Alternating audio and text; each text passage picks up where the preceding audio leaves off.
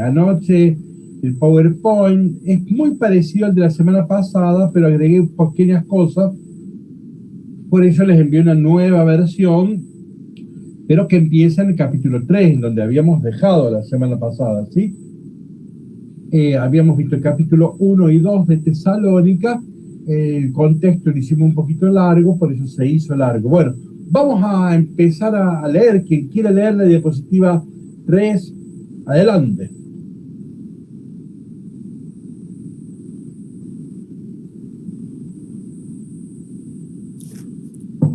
Por eso, no pudiendo soportar más, resolvimos quedarnos en Atenas y enviarles a Timoteo, hermano nuestro y colaborador de Dios en el anuncio de la buena noticia de Cristo. Lo hicimos para afianzarlos y confortarlos en la fe, de manera que nadie se deje perturbar por estas tribulaciones. Ustedes saben que estamos para eso. Cuando todavía estábamos con ustedes, les advertimos que íbamos a tener dificultades, y así sucedió, como ustedes pudieron comprobarlo. Por eso, no pudiendo soportar más, le envié a Timoteo para que me informara acerca de la fe de ustedes, teniendo que el tentador los hubiera puesto a prueba y todo nuestro trabajo hubiera resultado estéril. Bueno, el capítulo 3 vuelve a ser una carta, vuelve a hablar entre Pablo y la comunidad. Son cosas sencillas pero lindas. Yo acá solamente les señalo una cosita. Noten que comienza el versículo 1, no pudiendo soportar más.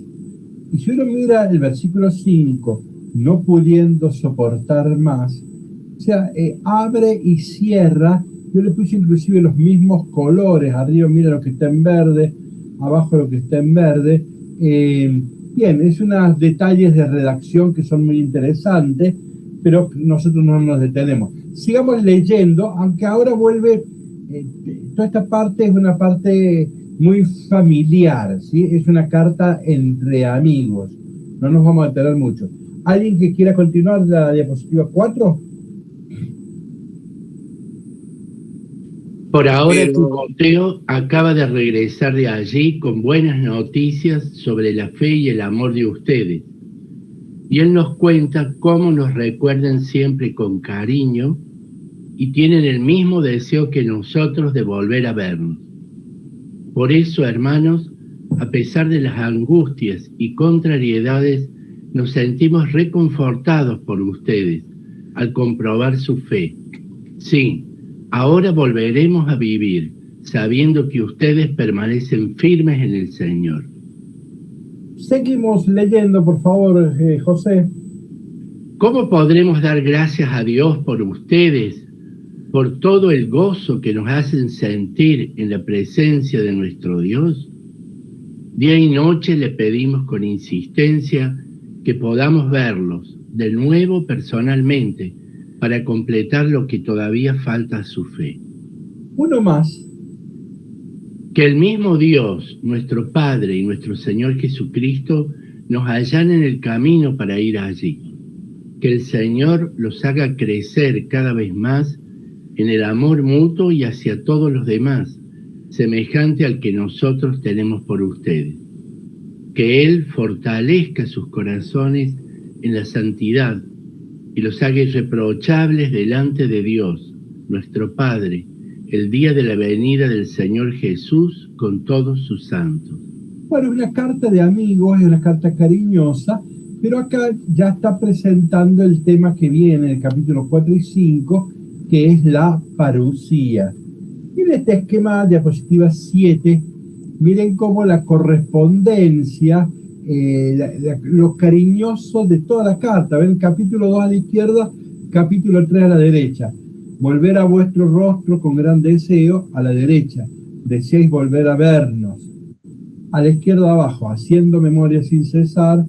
A la derecha, guardáis buena memoria de nosotros. A la izquierda, hemos enviado a Timoteo para afianzaros y exhortaros en favor vuestro. A la derecha, habéis sido exhortados, hermanos, a causa vuestra.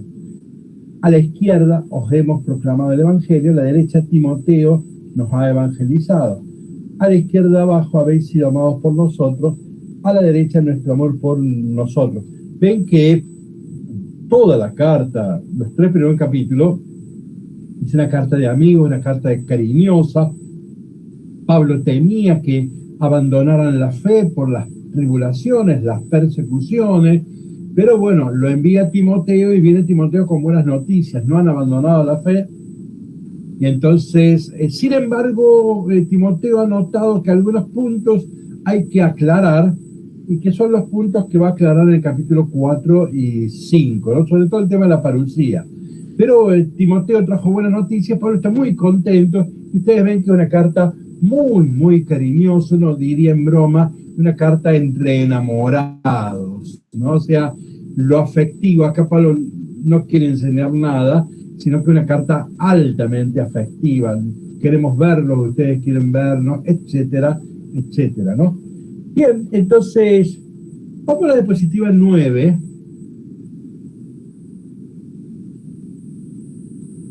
Fíjense, acá hay un esquema.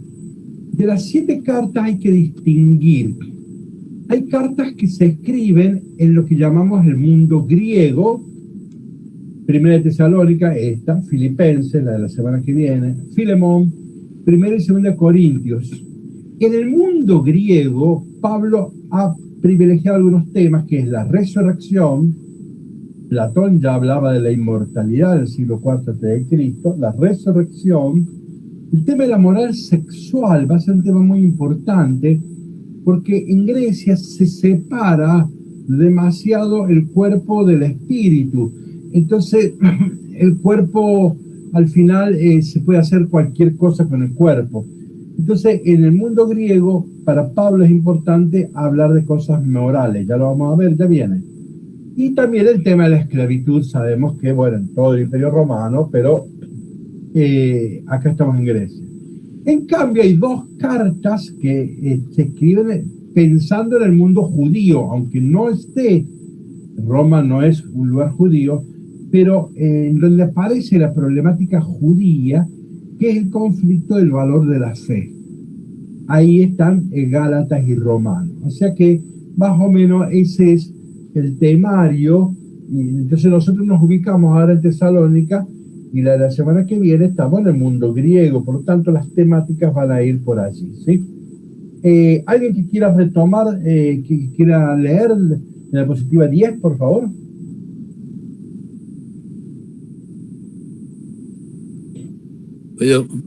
Por lo demás, hermanos, les rogamos y les exhortamos en el Señor Jesús, que vivan conforme a lo que han aprendido de nosotros, sobre la manera de comportarse para agradar a Dios.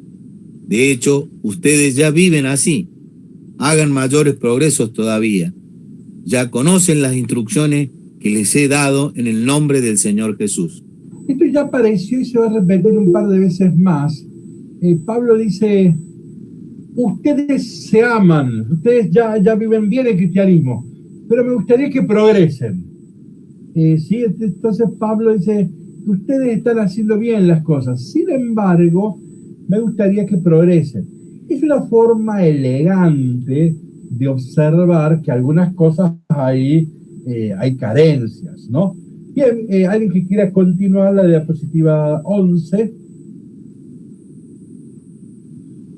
Por lo demás, hermanos, les rogamos y los exhortamos en el Señor Jesús, que vivan conforme a lo que han aprendido de nosotros.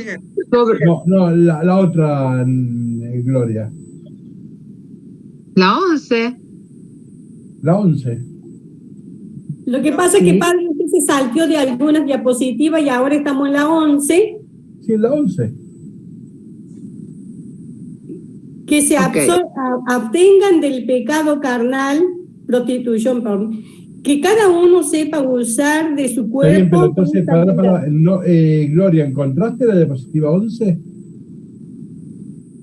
Bueno, adelante.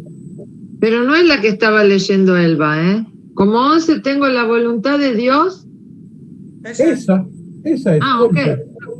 La voluntad de Dios es que sean santos, que se abstengan del pecado carnal, que cada uno sepa usar de su cuerpo con santidad y honor, sin dejarse llevar de la pasión desenfrenada como hacen los paganos, que no conocen a Dios. Que nadie se atreva a perjudicar ni a dañar en esto a su hermano, porque el Señor hará justicia por todas estas cosas, como ya le hemos dicho y atestiguado. Bueno, acá estamos en el mundo griego, ¿no? Entonces, en donde la sexualidad se vive con muchísima libertad. Primero dice, la voluntad de Dios es que sean santos. Ya hemos aclarado que esta es una expresión judía. Acá Pablo provoca una revolución, llamar santos precisamente a los paganos, ¿sí? Entonces, esto es algo extraordinario de Pablo, ¿no? El pecado carnal en griego es pornografía, ¿sí? ¿Conocen la palabra pornografía?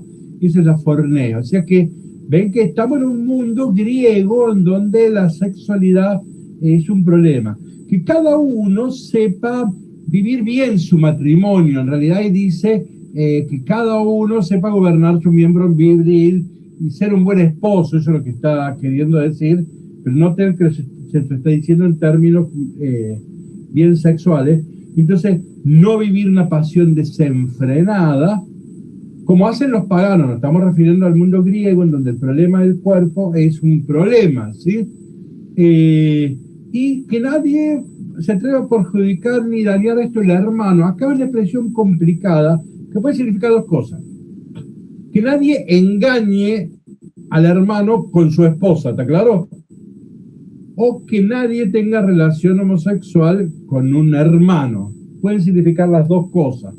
La cuestión es que vemos que en el mundo griego Pablo ve que el tema de la sexualidad es algo bastante complicado de manejar, ¿no? Entonces acá son todas instrucciones muy concretas, muy detalladas sobre el tema de la sexualidad. ¿Alguien que quiera continuar la diapositiva 12?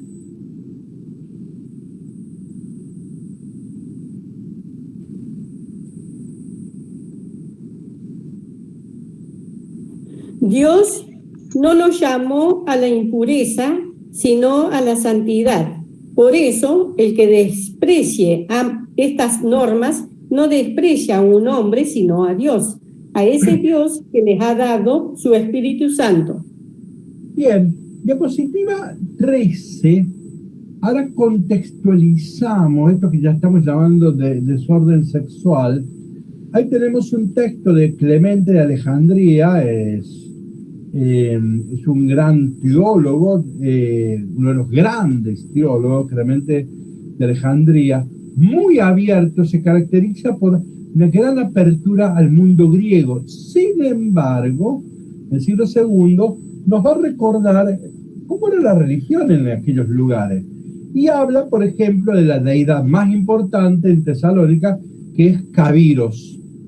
Alguien que ha sido asesinado por los hermanos, se los llevó al Monte Olimpos para su divinización y posteriormente huyeron a la región de Toscana con el cofre en el que se conservan los genitales de Dionisio. ¿Ven cómo acá religión, pornografía, todas esas cosas están bastante mezcladitas, ¿sí? Ahora un texto más largo que yo lo voy a resumir, diapositiva 14. Esto está tomado de Tito Livio, famoso historiador ¿sí? de Roma, y dice, es largo el texto, dice que se empieza un culto que primero era para mujeres. Estoy en la diapositiva 14, yo lo voy a resumiendo, pero puse algunas palabras en mayúsculas. Dice, al principio este culto era solo un rito solo para mujeres y no para varones, ¿sí? Y había sacerdotisas y se elegía entre las sacerdotisas a las mujeres casadas. Pero después vino una reformadora. Se me apagó la máquina. Bueno, alguien que pueda leer mientras recupero la máquina. En la segunda diapositiva. Dale. Pacula Ania, sacerdotisa de Campanía, Campanía, la que varió todo como si hubiese recibido una indicación de los dioses. En efecto, fue ella la primera que inició varones en la persona de sus hijos. Ese tema no lo entendí. Ayer lo leí anoche, pero no lo entendí. Bueno, o sea, originalmente este culto era un culto de mujeres. Ahora vino una gran reformadora, una Santa Teresa de Jesús, pero al revés, una reformadora que introdujo varones. ¿Sí? Ahora, en estos rituales, sigamos leyendo, que eran de día, ahora son de noche. ¿Ven que se está complicando la cuestión? Adelante, continúe. Transformó el rito diurno en nocturno y estableció en lugar de 3 días al año, 5 días por cada mes para iniciaciones. A partir de entonces, los ritos sagrados se hicieron en promiscuidad y se mezclaron los hombres con las mujeres, se produjo por añadidura el libertinaje de la noche y no se omitió en ellos crimen alguno o vergüenza alguna.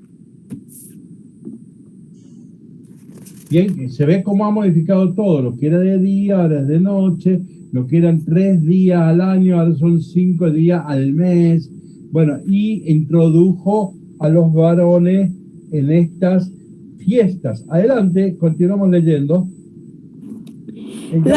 Ya llegué, perdón. Diapositiva 17. La cohabitación de los varones entre sí era más abundante que las cohabitaciones con las mujeres.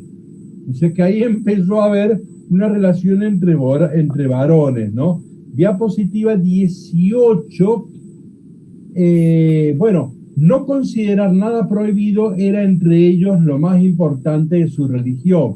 Más abajo, las matronas iban con el cabello suelto. En la cultura griega, cabello suelto significa libertad, pero también significa libertad sexual. Cuando veamos Corintios, la carta de Corintios, se discute si las mujeres en la celebración deben usar velo o deben ir con el cabello suelto. ¿Por qué? El cabello suelto era símbolo, hoy diríamos, de prostitución, pero una prostitución aceptada socialmente, culturalmente y religiosamente, ¿no? Bien, avanzo. Bueno, entonces, miren la última diapositiva, 19, el último punto y aparte. En los 2 últimos años se había establecido que no se iniciara nadie mayor de 20 años. O sea, para incorporarse a estos cultos tenían que ser menores de 20. Trataban de captarse las edades aptas para el error y el estupro. Bueno, síntesis, lo que quiero decir es esto. Lo que era la cultura de la moral sexual en el mundo griego realmente era un problema para un judío como Pablo, ¿no es así? Entonces en la carta hemos visto en el capítulo 4 cómo aparece Pablo con estos cuidados sobre el desorden sexual. Continuamos, volvemos a Pablo, continuamos, diapositiva 20, quien quiere leer.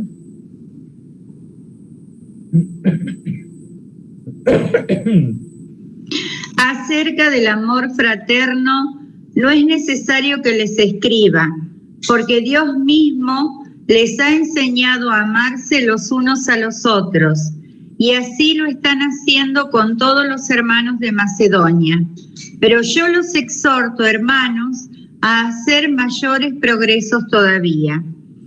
O sea, ustedes ya saben amarse, pero siempre Pablo invita a progresar. Continúa leyendo, por favor, una más. Que sea cuestión de honor para ustedes vivir en paz, cumpliendo cada uno sus obligaciones y trabajando con sus manos de acuerdo con mis directivas. Así llevarán una vida digna a la vista de los paganos y no les faltará nada. Bueno, acá ya cierra este capítulo la cuestión moral interna y va a pasar para Lucía. La última indicación es muy importante. Trabajen con las manos, o sea, ya hay grupos de cristianos que creen que si se dedican a la comunidad debe darles un sueldo, y entonces que ellos tienen derecho a recibir un sueldo porque se dedican a la catequesis, a la pastoral, etcétera, y por lo tanto alguien los tiene que financiar. El sistema que hablamos de patrón-cliente la semana pasada. Y Pablo les recuerda, y lo ha dicho varias veces, yo he trabajado noche y día con las manos, ¿no? Bueno, acá termina toda esta parte moral de la carta, y ya los dos últimos capítulos se concentra, vamos a la otra diapositiva, 23, se concentra en el tema de la parusía, ¿sí? Diapositiva 24, esta imagen ya la vimos la semana pasada, pero la retomo. Me interesa que veamos bien esa moneda, ese denario. Recuerden que siempre la plata, el dinero siempre fue una estampita, ¿no? En el dólar está en Dios confiamos, ¿no? Entonces, en el denario en tiempo de Jesús, ¿se acuerdan que decía hijo del Dios Augusto? Siempre el billete, la plata, siempre fue una estampita religiosa. Recuerden que los bancos eran los templos, ¿sí? O sea que no es extraño que la moneda tenga un símbolo teológico. Por eso, bueno, entonces fíjense acá en esta moneda romana, leo lo que dice abajo, con la inscripción, la llegada de Augusto, Adventus, de ahí viene Adviento, parusía es latín, la llegada, en griego es Adviento, ¿sí? Entonces dice, moneda romana con la inscripción Adventus Augusto, que muestra al emperador llegando victoriosamente a una ciudad y cabalgando sobre un enemigo vencido. ¿Ven? Ahí está el emperador, un caballo, ¿sí? Abajo tiene a uno vencido. Si ustedes leen de la izquierda hacia arriba, van a ver que dice más o menos Adventus, ¿sí? Más o menos se ve. Bien, entonces, la palabra parusía siempre tiene ese sentido original del emperador. Diapositiva 25, también la leímos la semana pasada, pero me pareció oportuno releer acá. Es muy, muy importante. Lo veremos al final, que es muy importante. Acá se dice en la diapositiva 25, que ya leímos la semana pasada, dice que ciertamente Pablo usó mucho la palabra parusía. Ya viene el Señor, ciertamente. Dice, tanto la primera de Tesalónica que escribió Pablo, como segunda de Tesalónica, que no escribió Pablo, escribió sus discípulos, en esas dos cartas hay un uso abundante de la palabra parusía. Y es claro que Pablo y la primera generación cristiana ha creído que el fin del mundo ya faltaba poco. Lo vamos a ver con detalle. No obstante, sigo en esta diapositiva, dice, después de estas dos cartas, casi que Pablo no usa nunca más la palabra parusía. Es más, una sola vez, 1 Corintios 15, 23, está referida a Cristo.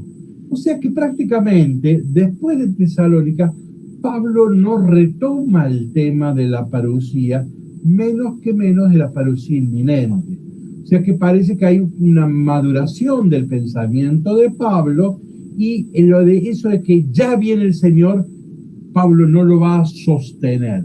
Está claramente acá en primera de Tesalónica, pero es importante el dato, desaparece progresivamente la palabra parusía y sobre todo no está vinculada a la llegada inminente de Jesucristo. O sea que eso ya se puede mostrar con el mismo texto bíblico que Pablo había cometido un error y que se va corrigiendo el mismo Pablo. Por lo tanto, no hay una parusía inminente, sino que quedará para el final de los tiempos. Pero por eso esta diapositiva es muy importante. Diapositiva 26. Para entrar en los textos apocalípticos, el tema de la parusía es un tema de la apocalíptica. Miren diapositiva 26. Es importante conocer el texto apócrifo, el cuarto de Esdras, donde ahí nos va a ambientar qué era esto de la parusía y cómo se hablaba de la parusía. Entonces, para leer Tesalónica tenemos que conocer ese texto, ya lo vamos a mostrar. Pero también es bueno haber leído Marcos 13, el discurso apocalíptico de Marcos 13, en donde va a usar toda esta terminología. O sea, que para leer la cuestión apocalíptica o de la parusía en primera Tesalónica y también la de segunda Tesalónica, conviene para ambientarse leer esos textos no lo hacemos. Vamos a la diapositiva 27. Allí les transcribí el texto del cuarto libro de Esdras y me interesa solo lo de abajo. Solamente vamos a leer la diapositiva 28, solo lo de abajo, que no sé si lo puse con otro color. Dice el último punto y aparte: cuando aparezcan en cada país los terremotos, cuando los pueblos estarán alterados, las naciones mezcladas, cuando los reyes se convocan, cuando los príncipes estén asustados, paso a otra diapositiva, entonces has de saber que el Altísimo ha hablado de todo ello antes, ¿no? Y entonces, bueno, ven, todo eso que las guerras entre naciones, los montes que se caen, ven, está tomado de la literatura apocalíptica apócrifa. Hay un par de textos apocalípticos bíblicos, Daniel y Juan, pero hay muchos textos apocalípticos apócrifos. Este es un texto apócrifo, si no está en la Biblia, pero sirve, se escribe en esa época, sirve para ver cuál era el lenguaje que se utilizaba para hablar de la parucía. Eso es lo que, solamente eso me interesa. Ahí está el texto, lo omito, no lo leo, después quien quiera lo puede leer. Y ahora sí vamos al caracú de la cuestión, diapositiva 31. No queremos, hermanos, que vivan en la ignorancia acerca de los que ya han muerto. Yo siempre, ¿vieron que a los curas los suelen invitar a ir a un responso? Yo siempre leo esta lectura, esta es la que leo. Bueno, dice así: no queremos, hermanos, que vivan en la ignorancia acerca de los que ya han muerto, para que no estén tristes como los otros, que no tienen esperanza. Es un texto, siempre me gustó, de seminarista siempre me gustó muchísimo este texto. Porque nosotros creemos que Jesús murió y resucitó. De la misma manera, Dios llevará con Jesús a los que murieron con él.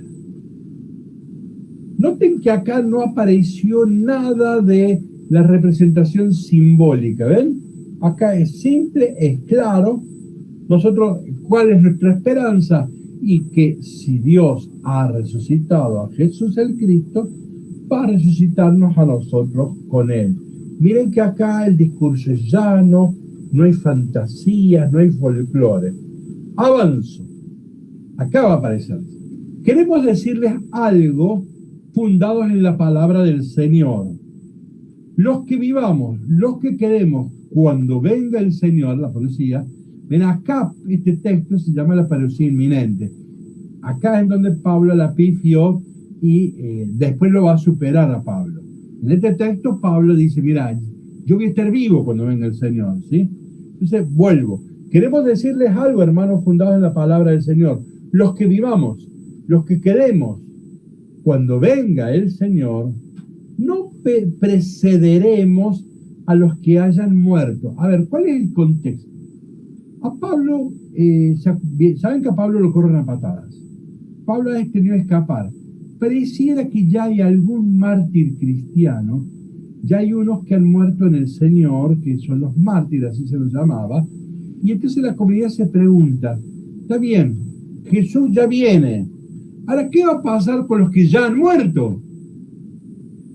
¿Sí? Jesús los va a reconocer, también los va a llevar, o los que ya murieron, bueno, fueron, como David, ya fueron. ¿Se entiende la pregunta? Esa es la pregunta que le hacen a Pablo, y ahora él va a responder esa pregunta. Releo.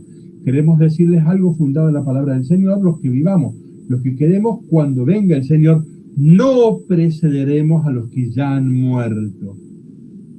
Porque a la señal dada por la voz del arcángel y al toque de la trompeta de Dios, el mismo Señor descenderá del cielo. Acá sí está el folclore judío de la apocalíptica, ¿ven? La señal dada por el ángel, la voz del arcángel, el toque de la trompeta, el Señor vendrá desde el cielo. Aquí sí tenemos la simbología judía. Vamos a la diapositiva 33.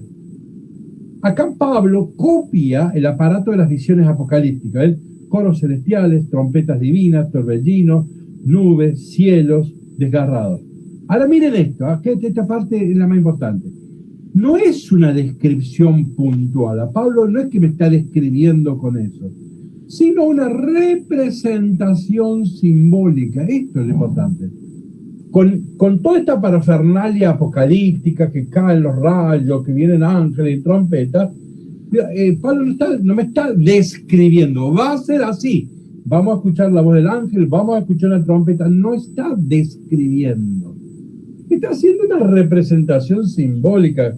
¿Cómo va a ser cuando venga el Señor? ¿Me expreso? Pero hay que distinguir entre descripción. No es que Pablo dice, esto va a suceder. Estemos atentos cuando suene la voz del ángel. No está diciendo eso. Entonces, no es una descripción, sino una representación simbólica y concebida a partir de ¿qué? De la literatura apócrifa de la época, ¿sí? Otro detallito, la última frase la agregué esta mañana. No, ustedes no la deben tener. La agregué esta mañana, disculpen. No esperamos algo, sino a alguien. El problema del tiempo es cronos. En el mundo griego, ustedes saben que tiempo se dice cronos. Y Cronos, en la mitología griega, es un dios que se devora a sus hijos. O sea, el tiempo se devora a sus hijos. O sea, no hay futuro, no hay mañana, no hay esperanza. El tiempo se devora a sí mismo. El tiempo es pérdida de ser, pérdida de identidad. Entonces, la historia para Grecia no tiene sentido. Entonces, Cronos se devora a sí mismo. Entonces, ¿qué significa esto? No hay futuro, es el horror.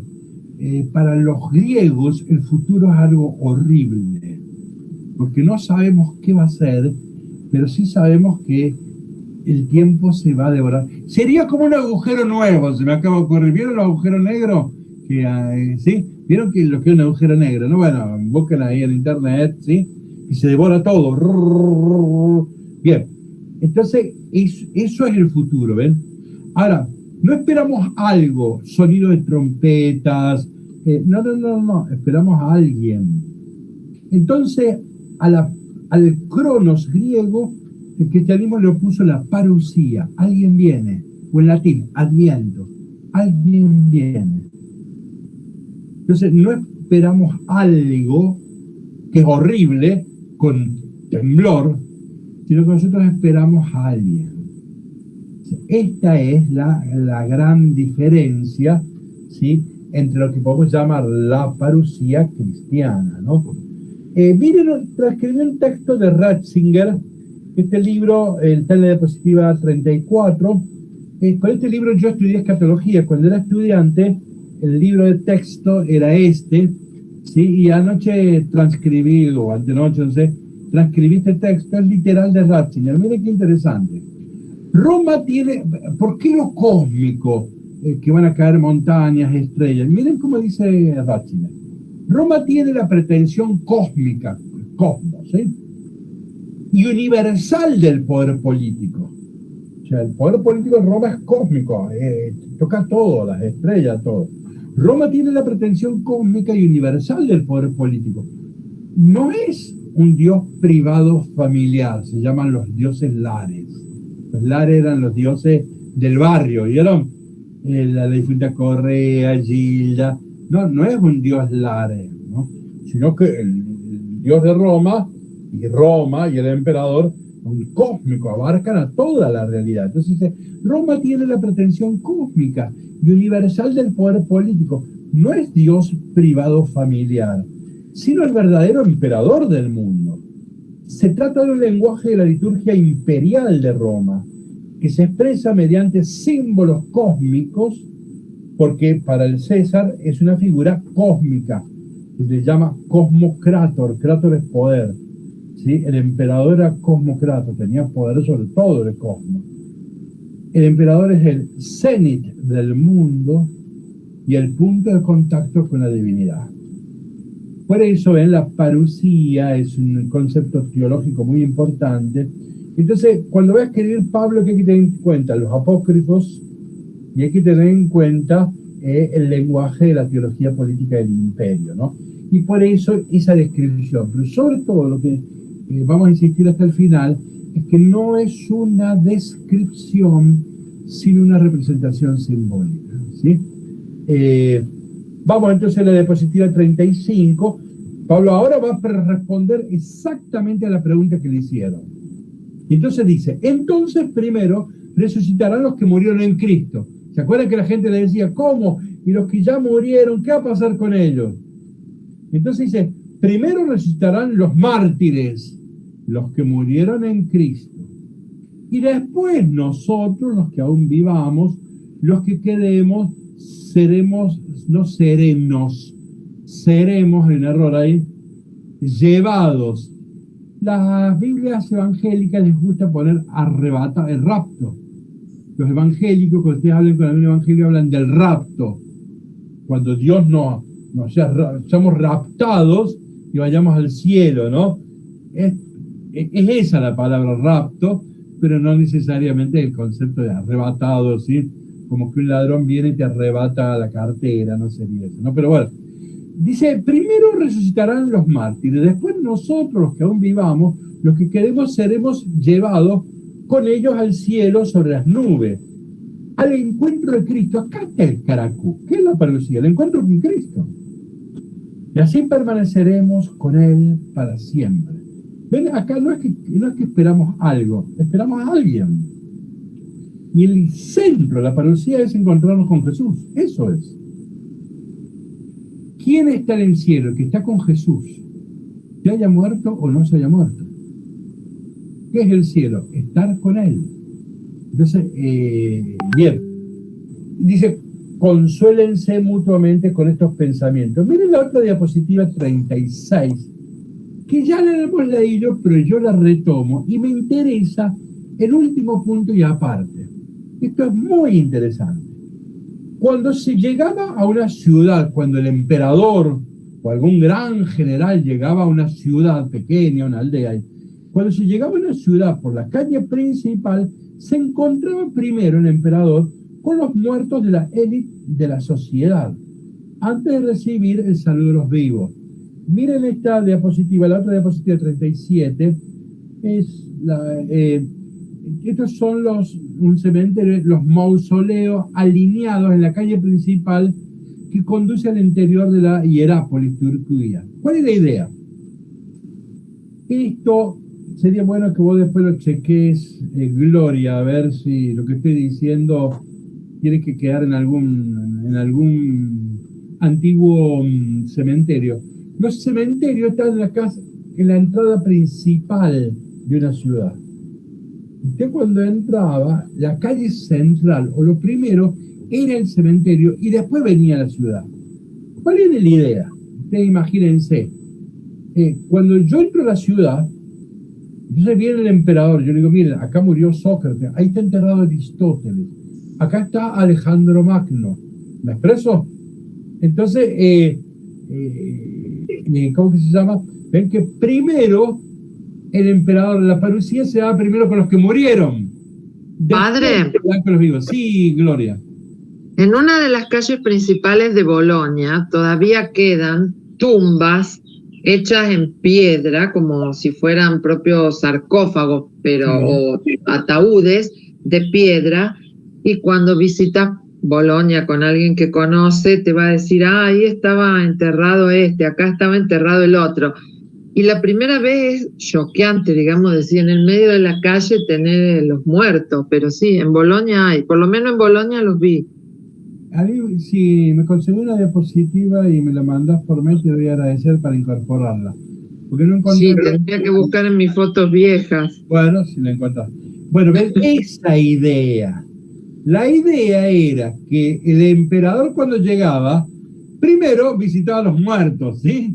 Entonces, primero visitarán los que murieron con él, después con los que están vivos. ¿Se entiende la respuesta? Bien. Padre, disculpas.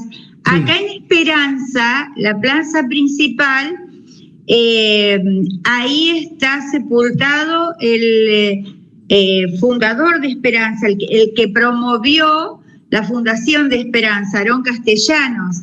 Y arriba hay un monumento importante, pero en el centro de la plaza está. Bueno, yo acá en Córdoba, yo he sido párroco en Guineazú y Juárez Selman. Entonces yo eso lo he visto como a veces el cementerio es como la carta de presentación de una ciudad. Bueno, entonces, bien, pero entonces acá se entiende lo que Pablo tiene en la cabeza. A él le preguntan, ¿y qué va a pasar con los que ya han muerto si Cristo va a venir más adelante? Dice, no se angustien, porque el Señor primero visita a los muertos cuando entra a la ciudad, eso es la parucía, y después a nosotros los que estemos vivos. ¿Se entiende? Entonces está respondiendo puntualmente a la pregunta que se le ha hecho, ¿no? El otro detalle, diapositiva 39, que no me voy a detener, es que, miren 39, ¿vieron que nosotros cuando vamos a misa hay gente que anota intenciones? ¿Sí? ¿Lo han visto, no? Y después se leen en la misa, y a veces hay más muertos que vivos en las misas, ¿no? Todo eso. Bueno, esto es antiquísimo. A ver, miren acá rápido. De las rentas de los bienes que he dado a Minómaco y a Timócrates, que tomen una parte de acuerdo con Hermarco para sufragar las ofrendas fúnebres de mi padre, de mi madre y mis hermanos, para la celebración anual acostumbrada por mis cumpleaños. O sea, la gente en greco-latina, en Grecia y greco-romano, casi todo el trabajo existía algo parecido a lo que llamamos sindicato. Entonces uno participaba de la vida del sindicato. Y el sindicato eran asociaciones en donde, entre otras cosas, esta asociación o sindicato, digamos, se comprometía, vos pagabas la cuota sindical, y cuando vos te murieras, todos los años iba a haber algún homenaje a vos, a tus padres, ¿sí? Eso uno todos los meses pagaba la cuota, y con esa cuota se solventaban que las celebraciones litúrgicas. Ese era un modo de permanecer en la memoria del pueblo, ¿no? Bueno, ahí tenemos este ejemplo, ¿no? Que trae Diógenes Laercio, ¿no? Bueno, la otra cosa sobre esto, a ver, saltemos directamente a la diapositiva,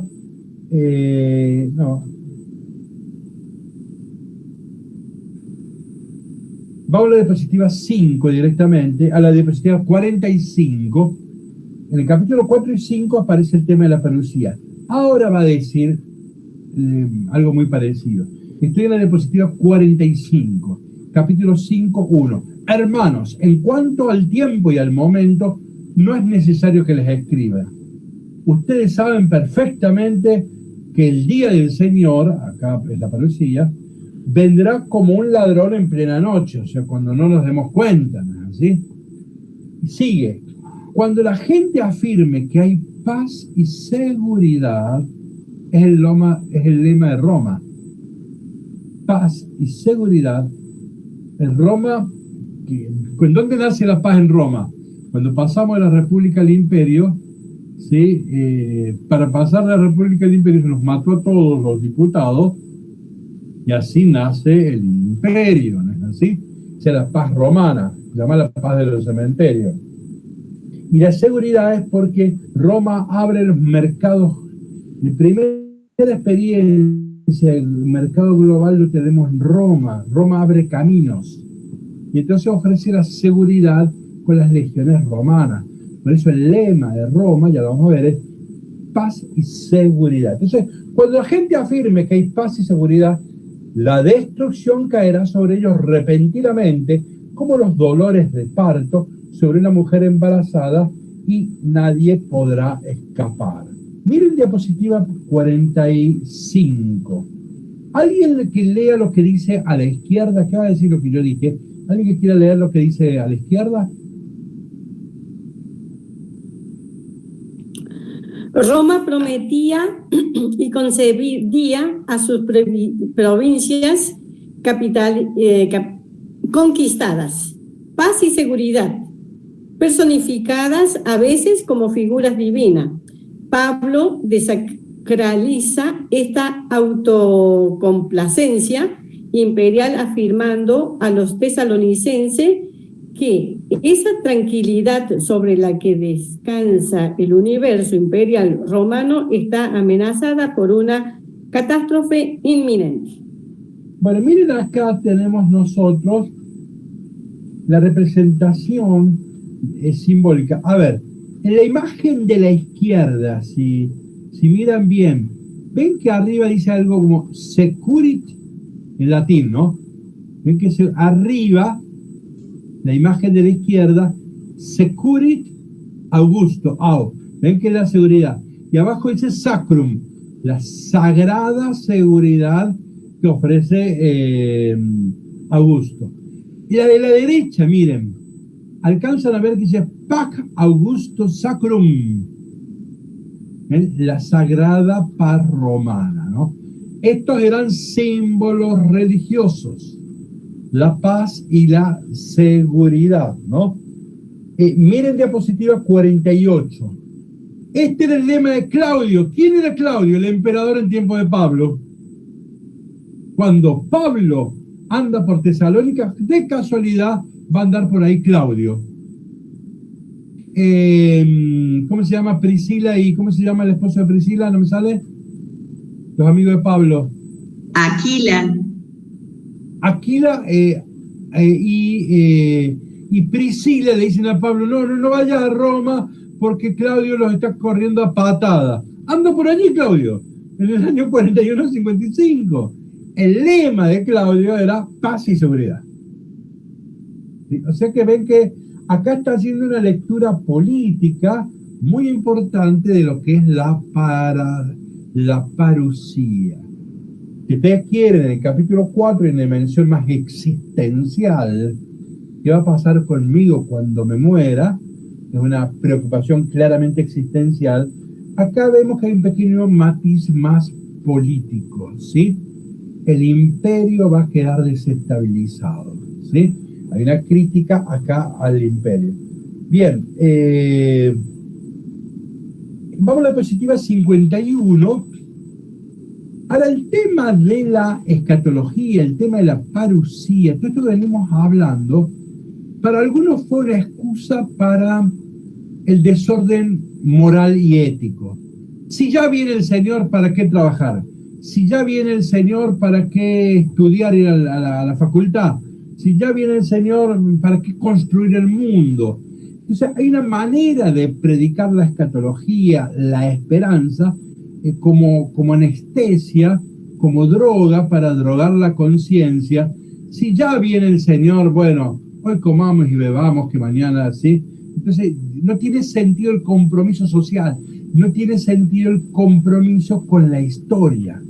Entonces, el discurso de la parusía, el discurso escatológico, es un discurso narcotizante, distrae de la historia. Estamos tan ansiosos mirando al cielo que nos terminamos distrayendo de la historia. Entonces Pablo ya le dedicó 2 fuertes párrocos a la parusía, entonces va a volver y va a decir, no, pero pará, esto no significa que hay que olvidarse de los 10 mandamientos. ¿Alguien quiere leer la diapositiva 51?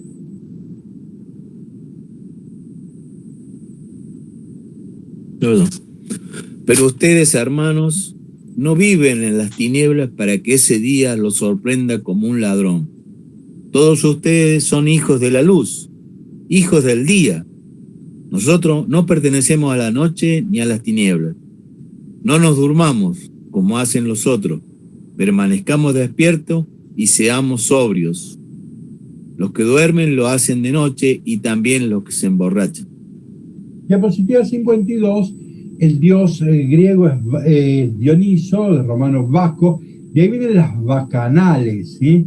Cuando uno va a una fiesta que se va a chupar totalmente y va a morfar todo, de ahí viene la expresión, es bacanal, ¿sí? Bueno, entonces, pero vamos a seguir leyendo, Juan, la diapositiva 53. Ven que el discurso de la parusía distraía de la ética. Adelante, Juan. Nosotros seamos sobrios, ya que pertenecemos al día. Revistámonos con la coraza de la fe y del amor, y cubrámonos con el caso de la esperanza de la salvación. Porque Dios no nos destinó para la ira, sino para adquirir la salvación por nuestro Señor Jesucristo, que murió por nosotros, a fin de que velando o durmiendo, vivamos unidos a Él. Anímense y estimúlense mutuamente, como ya lo están haciendo. Fíjense diapositiva 54, ¿cómo que se llama? Fíjense el paralelismo entre cuando habla del capítulo 4 sobre la parusía y en el capítulo 5 está hablando exactamente de lo mismo, por eso se puede establecer un gran paralelismo. Después ustedes lo chequean. Diapositiva 55, de transcribir los textos para que con paciencia vean que en realidad los dos discursos están diciendo lo mismo, ¿no? Ya vamos terminando, diapositiva 56. Quien quiera leer, que lea. Les rogamos, hermanos, que sean considerados con los que trabajan entre ustedes, es decir, con aquellos que les presiden, en nombre del Señor y los aconsejan. Estímenlos profundamente y ámenlos a causa de sus desvelos. Vivan en paz unos con otros. Los exhortamos también a que reprendan a los indisciplinados, animen a los tímidos, sostengan a los débiles y sean pacientes con todos. Ve los problemas comunitarios, ¿no? Acá sé que había conflictos con los dirigentes, ¿no? Bien, hay problemas. Entonces, termina de una forma bonita, diapositiva 57. Procuren que nadie devuelva mal por mal. Por el contrario, esfuércense por hacer siempre el bien entre ustedes y con todo el mundo. Estén siempre alegres. Y ahora como breves consignas, ¿no? Estén siempre alegres. Oren sin cesar. Den gracias a Dios en toda ocasión. Esto es lo que Dios quiere de todos, de ustedes en Cristo Jesús. No extingan la acción del Espíritu.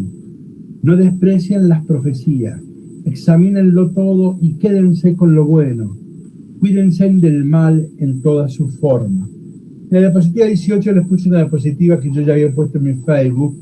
Quien no la vio, mírela ahora.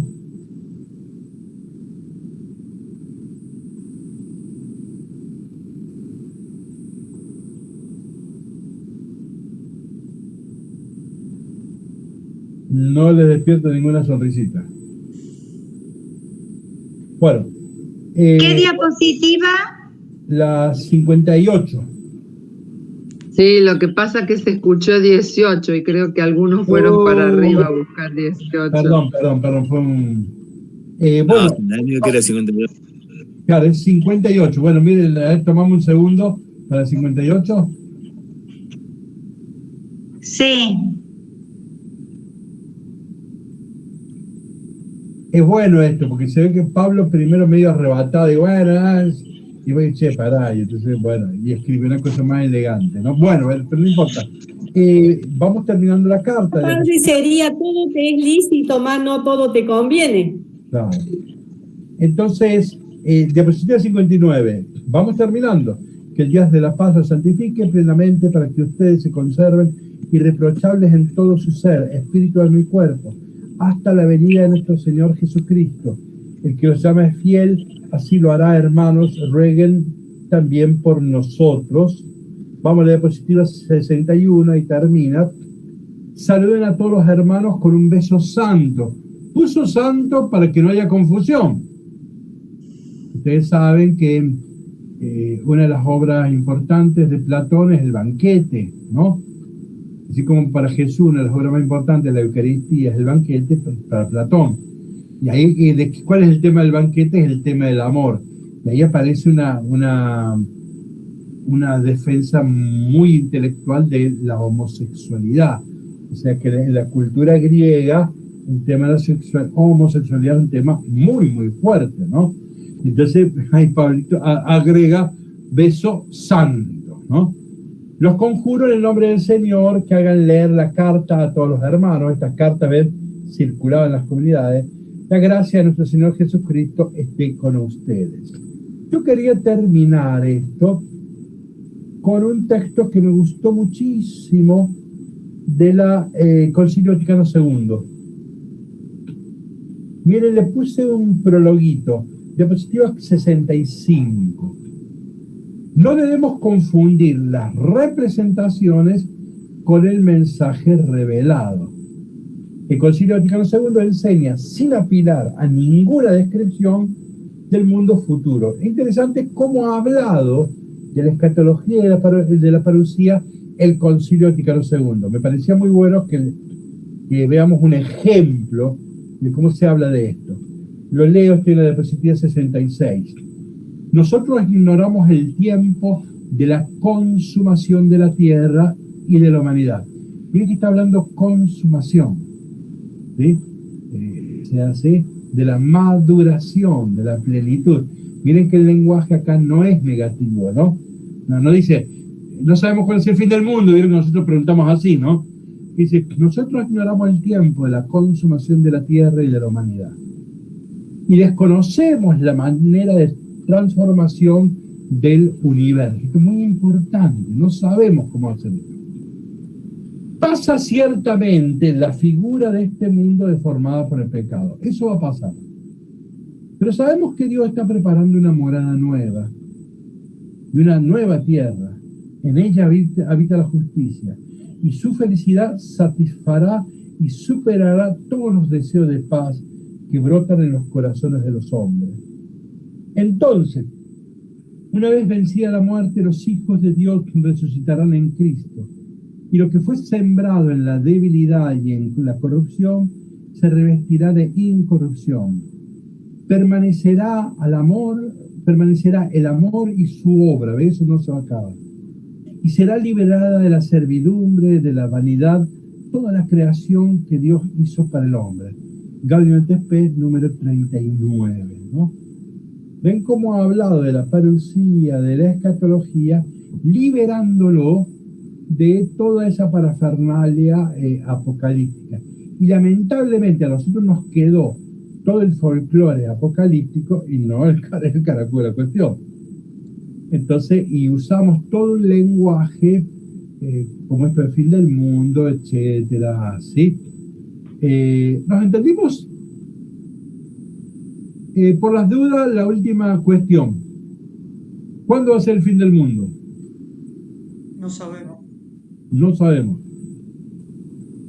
Nadie sabe. Ni siquiera el Hijo del Hombre sabe. Ni siquiera. Sin embargo, Google lo sabe. Esa no la tenías a esa, ¿no? A ver. Y el otro día se iba a terminar. A ver, no sabía eso, pero fíjense. ¿Cuándo va a terminar el planeta solar, el planeta Tierra, perdón? ¿Cuándo se acabe el Sol? Faltan 8.000 millones de años, ¿sí? Cuando un pastor les diga que el fin del mundo... ¡Miren, Newton! No tienen a Newton, ¿no? A ver, ley de gravedad. Cuando hablamos de Newton hay que sacarse el sombrero, hay que ponerse de pie. Estamos hablando de unos grandes científicos de la modernidad, ¿no? Gran aporte de la matemática, después hizo filosofía y después se dedicó al Apocalipsis y a Daniel. Tiene un libro sobre Daniel. Él estuvo en pandemia. Entonces, como estuvo encerrado en pandemia, se metió en la teología. Y tiene un comentario, no está traducido al castellano, por eso yo no accedo a eso. Lo que he leído son comentarios nada más, ¿no? Pero tiene un comentario a Daniel, que es el Apocalipsis del Antiguo Testamento, y a Juan. Entonces, inspirado en una fórmula que conocemos los que hemos estudiado Apocalipsis, donde se dice que el tiempo va a venir cuando 1260 años. La pifió mal Newton, traduce mal, porque no dice 1260 años, dice 1262 días. Entonces Newton dijo, bueno, si partimos de el Sacro Imperio Romano, puso una fecha, si empezamos ahí y sacamos la fecha, entonces en realidad la parucía y el fin del mundo va a ser en el 2060, falta poco. En el 2060 dice Newton que va a ser donde va a terminar todo, ¿sí? Ahí tienen ustedes uno de los grandes intelectuales, que lamentablemente, como no manejaba la cuestión bíblica, terminó en esas cuestiones, ¿no? Pero, ahora, ¿nosotros qué sabemos? Nosotros lo que sí sabemos, una cosa es lo que creemos, usted crea lo que quiera. Ahora yo voy a decir lo que sí sabemos.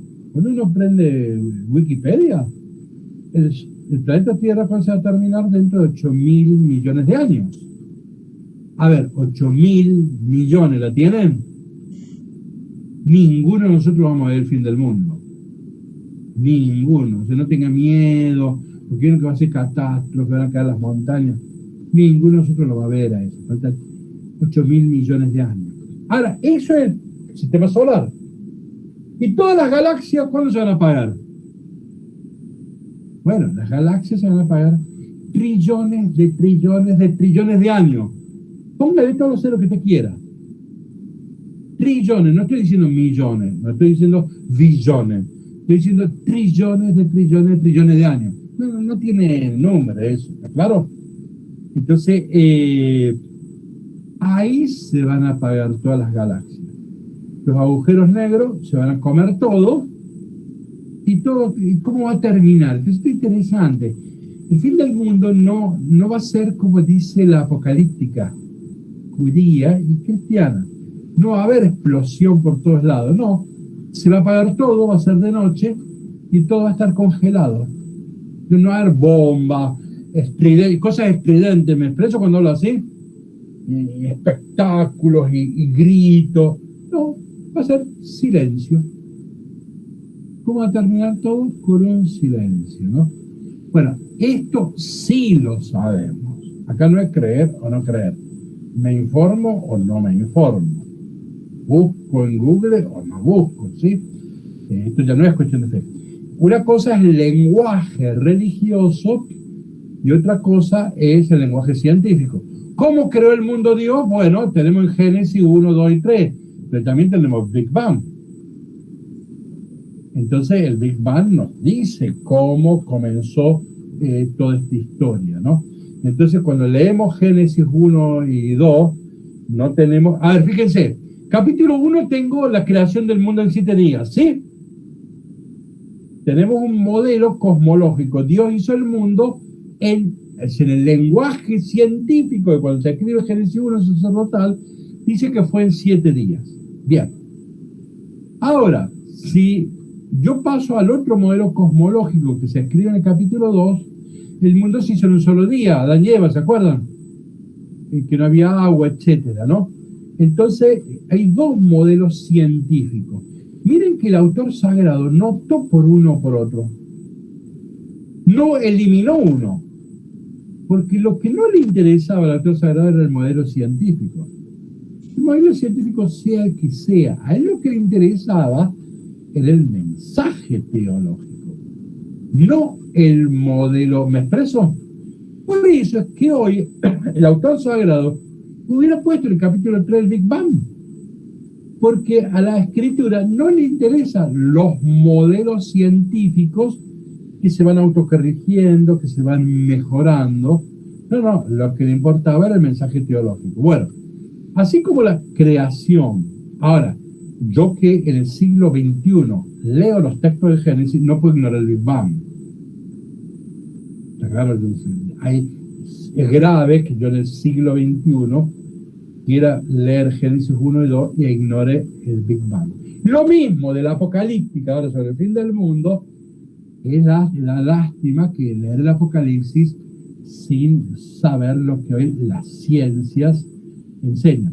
La Iglesia Católica, el mejor documento sobre el diálogo de fe y ciencia, ustedes saben que existe el Observatorio Mundial de la Iglesia, ¿sí? Que está en el Vaticano, que es uno de los observatorios más importantes del mundo, ¿sí?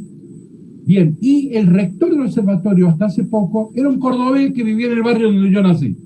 Un muchachito jovencito, Funes. Bueno, pero vamos a que ahora está en Córdoba, vuelta a Córdoba. Allí todos los años se hacen encuentros donde se convocan a los científicos. No me sale el nombre de Stephen, ¿sí? Este hombre, ¿se acuerdan que tenía muchas dificultades físicas? Que estaba siempre... Stephen Hawking. Bien. Stephen Hawking. Desde que, en los encuentros en el tiempo de Pablo VI, de Juan Pablo I, de Juan Pablo II, y ahora de Francisco, yo no sé si ya muerto este hombre, que van a ver fotos en internet, estaba en todos los encuentros, ¿sí? Y por eso ahí Francisco va a decir, bueno, el Big Bang no se opone a la creación, ¿no? Pero aquí iba con esto. En estos encuentros, cuando se cumplieron los 100 años de Newton, cuando se cumplieron los 100 años, se hace uno de estos encuentros sobre el diálogo de filosofía y ciencia, filosofía, teología y ciencia.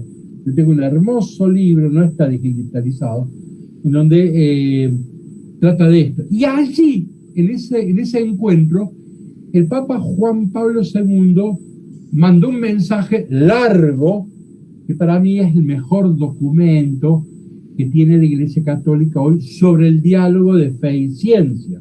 El mejor documento. Y ahí Juan Pablo II hace estas dos afirmaciones. Es largo, un documentazo, ¿no? Y dice, ¿cómo? La cosmología, el Big Bang. Dice, así como la Biblia asumió la cosmología antigua, hoy la teología no tiene que aprender nada de la cosmología actual, está diciendo el Big Bang.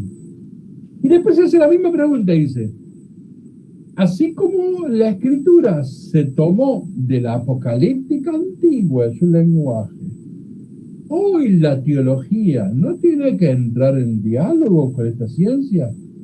Entonces, bueno, esto hoy es obvio, hoy nosotros no podemos omitir eso, ¿no?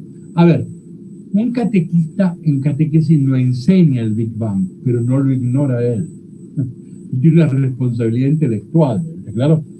No es que hay que enseñarle a los niños de 10 años que la Biblia habla del Big Bang. Eso es un disparate, no estoy diciendo eso. Pero un catequista bien formado no ignora eso. Igual que cuando un catequista enseña el Apocalipsis o la parucía, tiene que estar informado. Si no, se termina creyendo que el fin del mundo ya viene, y vieron que todavía lamentablemente hay mucha gente que anda detrás de esos anuncios. Bueno, disculpen si hizo larguísimo. Padre, una pregunta y una observación, adelante.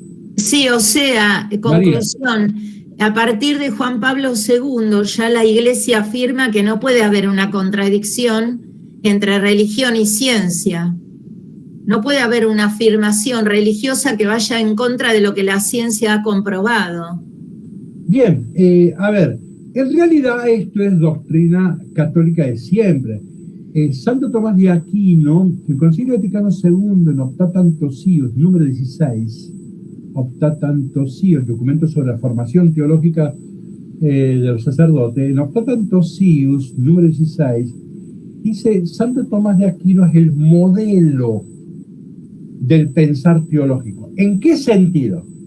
No es que Santo Tomás de Aquino hay que repetirlo literalmente, porque muchas de sus tesis han sido epocales. Entonces, bueno, su metafísica estuvo vinculada a cierta física, a una cosmovisión del mundo. Todavía no estaba Copérnico. Entonces, no es que haya que repetir literalmente a Santo Tomás de Aquino, pero ¿en qué sentido lo propone la Iglesia como modelo del pensar teológico? En que Santo Tomás de Aquino puso el diálogo de fe y ciencia. Miren que él enseña no solo en los centros seminarísticos, él enseña en la universidad. O sea, el diálogo de fe y ciencia, en ese sentido, es un modelo Santo Tomás de Aquino. El Concilio Vaticano II, en esto ha sido claro, el famoso Gaudium et Spes, no me acordar ahora, número 36, Concilio Vaticano II, esto fue clarísimo.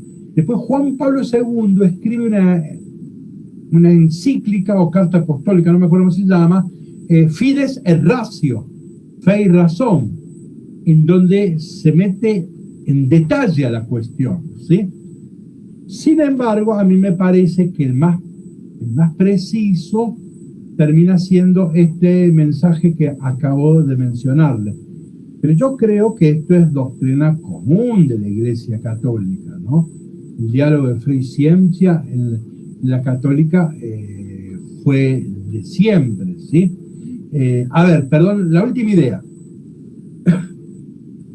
¿Cuándo aparece el cristianismo en el Imperio Romano? Miren qué interesante esto. Ahora me acordé. El Imperio Romano está en decadencia, las religiones. Los dioses se roban las mujeres, evidentemente que todo eso es un disparate. Entonces en el Imperio Romano, en el siglo I, hay una gran decadencia cultural y teológica, y las religiones son eso, ¿sí? Entonces, el cristianismo nunca se presentó como religión, se presentó como logos, como inteligencia, ¿no? Como logos, como lógico. El cristianismo no aparece en Roma como una religión más, sino aparece como una palabra inteligente. Esto es interesantísimo, ¿no? Un dato histórico, ¿no? Que siempre el cristianismo se ha ubicado en este diálogo de fe y filosofía, fe y ciencia, ¿sí? Iglesia y mundo. Eso es el ADN del cristianismo y, por supuesto, de toda la tradición teológica posterior, ¿sí? Bueno, si Dios y la Virgen quiere, la semana que viene ya veremos la carta a los filipenses, ¿sí?